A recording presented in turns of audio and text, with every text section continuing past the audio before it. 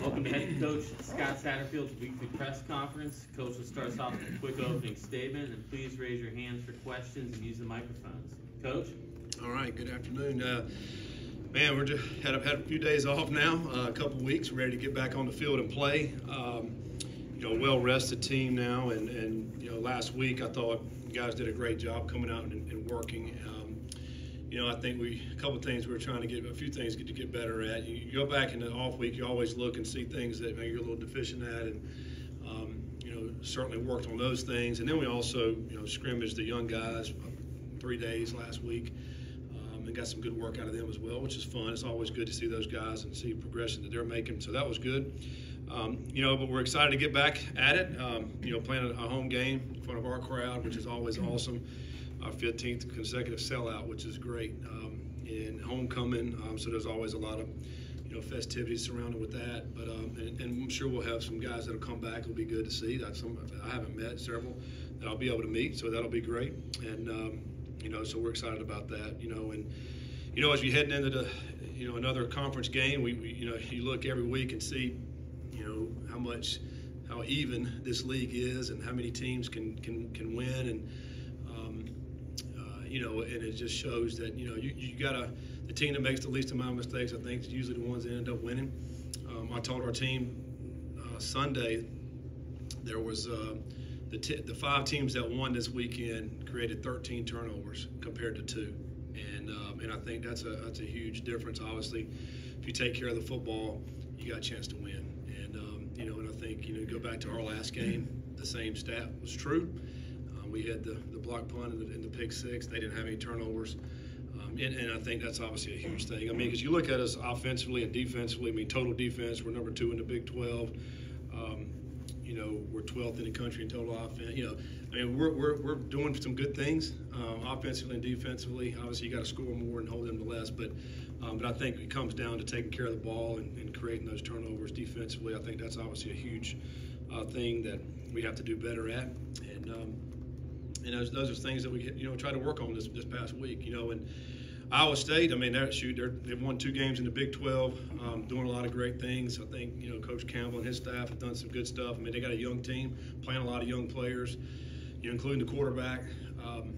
And the way they've won is what I just talked about, making teams make mistakes, and them not making mistakes. They have not given up a sack this year. Or 3 sacks this year, which is really, really good. Have not lost a fumble this year. That's how you win, and they're doing some really good things with that. Defensively, I think it was finished the top 3 in defense in the Big 12 in the last 6 years. So they're always good. Have been good on defense. It's a unique defense, a little bit different than what a lot of teams play. Based out of a 3-down, they'll drop 8 a lot, and then just do a number of things. Basically playing with 5 DBs back there, and they do a really nice job defensively. And it's a great challenge again for us, but glad we're playing here in our stadium. It looked like offensively they started to figure some things out against Oklahoma. Did you see another progression last week from them? Because it looked like you mentioned the youth. Their youth on offense is maybe starting to figure it out. Yeah, probably. I think I think the quarterback's starting to get settled in there. I thought he played well against Oklahoma State. Sat in there and threw some nice touchdown passes and big plays in the passing. And I think they want to run the football. They're going to do some things offensively. Getting some unbalance and shifts and motions and all the things to try to mess up defenses, and then run the ball. But their quarterback has done a really nice job of finding their receivers and making some big plays, and I think that's given them a great chance, and they've won a few games that way. Even in the Oklahoma game, it's a 21-20 game with 6 minutes to go in the first half, and it kind of got away from them a little bit there, but I still think they're a team that plays with a lot of pride, and they play hard, and I think they're getting better offensively. It gives them a chance to win. Does it help knowing Matt Campbell from 2009 and looking at that was a heck of a staff there? Yeah, we had a good staff. Yeah, we had a fun staff there. Offensive staff. There's 4 head coaches off the offensive staff, and a lot of good guys and that have done a lot of great things in the coaching profession. But Enjoyed my time there working with Matt and the other guys as well. Does it help you? I mean, I don't know if it helps. I'm just familiar with him, and I'm familiar with how he runs his program, and how they're coaching there. And we got a lot of respect for him, and they've been really, really good at Iowa State over the years. And they've taken a lot of players that maybe people didn't want coming out of high school, and they turned them into great players. So their development's really, really good. Purdy, who's with the 49ers, one of the best quarterbacks in the NFL right now, of course, played there, and they did some great things when he was there. And now they got another kid who's very similar, who's a freshman, very young, but making a lot of similar type decisions and type throws. And just again, a lot of respect for Matt and how they run their program. You mentioned you had a scrimmage with a lot of the younger guys. Who were some younger guys that really popped off the page or gave you some clarity through the next 3 years to expect something? Yeah, I mean, Barry Jackson's a guy. We saw him at the EKU game. Hadn't played since then, and he got some action. I think he scored a couple of times. Whenever he touches the ball, he's very electric. Masari is another receiver that has been great for our scout teams and for our defense, and he was a guy that I think he scored a couple of touchdowns as well. Bird, running back, I think he did some really nice things, and even to the point where we may end up traveling him and could possibly see some action in the game. I thought he did some really nice things. I think defensively, there's a lot of young guys and kind of several different ones. I thought made some plays out there, but I think more than anything, I think it was the receivers that I thought that were doing some nice things out there in those 3 days we scrimmaged. Looking ahead to Iowa State, Jeremiah Cooper leads the nation with 4 interceptions on the season. What stands out to you when you see him on tape? Yeah, I mean, he's very athletic, has good hips, can run. They're an aggressive secondary. They're physical secondary. They're going to mix it up with the receivers. There's a lot of tight throws. There's not like where you have some big windows there. They're tight throws, and they're on their guys pretty heavily. And he does a really good job of, as that safety position over a number 2 receiver, of really just coming down. And teams are trying to throw, little 8 to 10 yard routes, and he just jumped them. He did against Oklahoma. It was a nice little pivot route by Stoops, and he undercut it and picked it off. He's got nice anticipation, and just the way their scheme, their safeties have an opportunity to get interceptions. The way they rotate their safeties and roll their coverages. And I think number 4 is the guy you're mentioning. I think number 17 is another guy who's made some great plays in the run game and in the pass game. And I think it's their scheme. They do a nice job with that.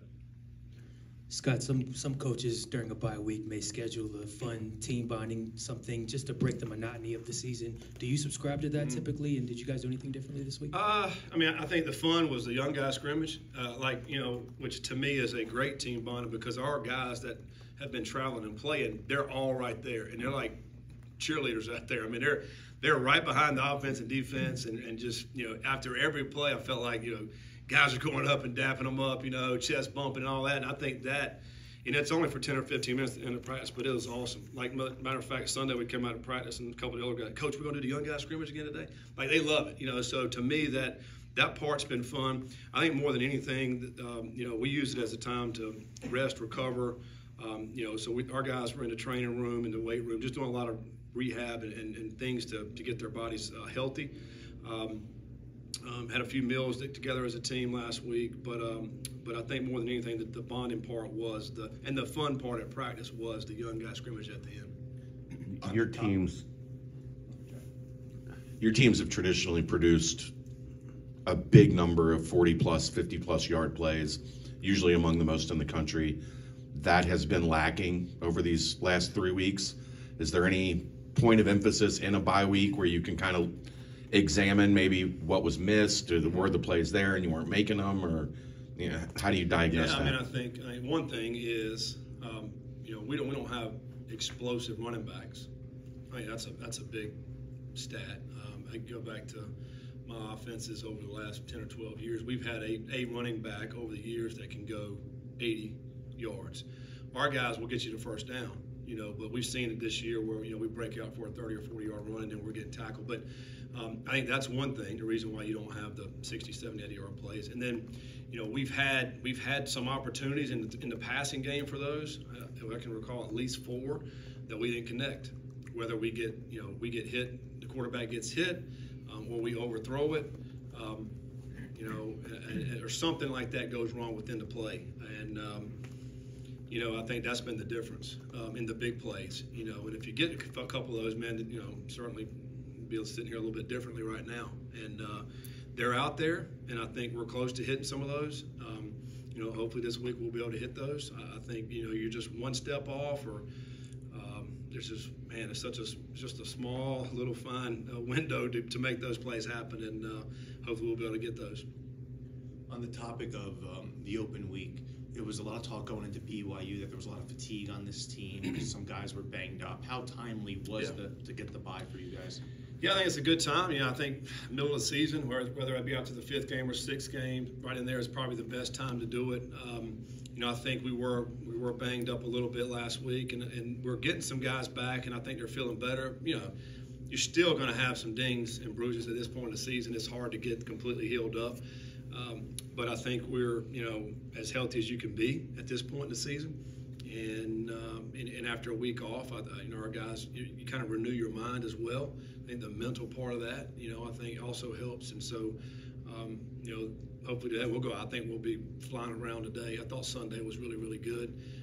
And so I do think we're, where we needed to be this time of year as far as health goes. What was your kind of message after BYU to the team now that they've had like 2 weeks to get ready for their next game? What was the goal you wanted them to accomplish? Yeah, I think the bye week was any deficiencies that we had. We self-scouted the whole team, and where we have some deficiencies, we got to get better. We've given up some big plays, and particularly third downs and long. We got to get better at that and not giving up those first downs. Obviously in offensively, it's short yardage and red zone. Those are the things we worked on in the bye week. Hopefully have a better plan as we head through the second half of the season. And the message is to, taking care of the football and creating turnover. Those are the 2 things that we have to do a better job of.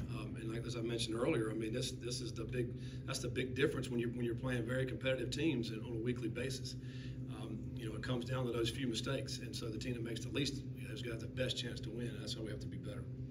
Obviously a tough 3-game stretch, but in your first year as a head coach at App State, you started 1-5 and rattled off 6 straight wins. What do you remember about that time, and maybe what adjustments you had to make and how it shaped you as a coach now? Yeah, I think during that time, it was hard. Anytime you're going through something, you're not getting the victories that you want. And I think a lot of times everybody, and that's what everybody cares about. at the end of the day, the wins and losses. We make the field goal against Miami. That's we beat them. We played pretty good in that game, but you beat them if you make that. You didn't, so now people tend to think the sky's falling. And I think the message was back then, and it still is now, is continue to doing the things that we're doing. We're doing some really good stuff, and we were back then. You just couldn't get over the hump. and I think once you realize that you make a few more plays in a game, that's the difference. You don't go over. You don't have to overhaul and do all this crazy stuff. We've done a lot of really, really good things. And so you just continue to do the things, and you just try to fine-tune and get better and better each and every week in the things that you're doing. And I think at the end of the day, certain players have to step up and be able to make more plays. Who are those guys? And I look back at that time, at App State, and there were some guys that ended up stepping up, starting to make plays. They got confidence, and then you go on a roll, and you feel like nobody can beat you. And it's such a fine line for that. And so I think it's just continuing to work and continuing to believe in what we're doing, and and that hard work will pay off. Obviously, you watched a lot of football over the weekend. Do you take anything from that Oklahoma game where you still held them to 20 and you were minus 2 defensive starters? Yeah, it just says that we can compete and we can play at the Big 12 level. We can compete with these teams. It was a great football game, and I look at it. It comes back to turnovers. So Texas, the first 2 drives threw interceptions, including one inside the, was a 10-yard line, and Texas was able to get back to it because they blocked a punt and scored a touchdown. And so you know, and it probably wouldn't have been as close as it was had they not done that. But, you know, what it says is that we can go out and compete with some of the best teams in the country. I mean, you know, I don't even know where Oklahoma's ranked now, but probably pretty high. You know, and you go out there and you go toe-to-toe with those guys, and a few plays here or there could have been a different game. So, again, we're not that far off. We got to continue to do the things we're doing, continue to fine-tune, you know, in all three phases, and find a way to make one or two more plays in every game. And, you know, we're sitting here and you can go win some games. There's no question. Ryan and Keegan. Shimon Taylor had a big game against BYU. Can you discuss his importance to the offense as well as going forward, how to get him more involved? Yeah, I mean, you know, I think he's continuing to get better and better. And I think, man, I still think he's not even scratched the surface of where he can be. I think he can be, you know, one of the better tight ends in this league. And you know, he's got the size, he's got the hands, speed, you know, and so it's good to see him make plays. I think that gives him some confidence, you know, to know that, man, I can do this. You know, let me continue to work hard on my game, and we can certainly utilize him. But I think he's a guy that puts pressure on the defense because of the matchup problems that happens with him. You know, he's a 6'4", 6'5", 250-pound guy that can move, and so, you know, we're finding other ways that we can get him the ball and produce. You know, and I love the fact that he caught 2 touchdowns. I mean, that's the thing that we've been striving to do, is, you know, obviously to score, and to be able to utilize him when you get down the red zone. I think is going to be a weapon for us as we move forward. When you were asked about 50-plus yard plays, one of your answers was that you don't have explosive running backs here. You brought in a lot of transfers. Why wasn't an explosive running back higher on the priority list? Well, we had, you know, I think we got 5, maybe 6 on scholarship. You know, you just can't get overloaded in one position. And not to say I don't believe in our guys. I believe in our guys because, I mean, shoot, we're top 12 in the country in rushing. So, I mean, they're doing something right. You know, it just spoke to the big play. You know, the 60-yarder, the 70-yarder. You know, I'll take 25-yard runs, 30-yard runs. I mean, we'll take those. And those guys are running hard. You never question that. And so, but I think, you know, we felt that those guys could come and help us win. And they have. They've done a great job. You know, it just speaks to the 60-yard play, the 70-yard play, the 80-yard play, you know, where it takes guys that are, you know, have that elite speed at that position. When you do recruit, how much do you take speed and explosivity into account as opposed to other attributes that a player could have? It's pretty high priority. Now, you know, I don't think you can't just have, you know, all 175-pound dudes that can fly. You know, you better have some guys with some size and strength as well. So you want some different tools in the toolbox. I think you want to be able to have a little variety. And that goes for receiver, that goes for running back, you know, your tight ends. You know, sometimes your tight ends are great blockers. Sometimes they're very good at stretching the field in the, you know, throw game. So to me, you want to have a little bit of utility players in a lot of different areas that you know, that if you need to dial somebody up to knock the top off, you better have a speed guy. But if you want a good guy underneath, you better have a guy that's got great hands and good spatial awareness. So there's just a lot of different things that you're looking at when you're going out recruiting. Any other questions for Coach? All right. Thank you, sir. Thanks, guys. Thanks, Coach. Coach. Thanks, Coach.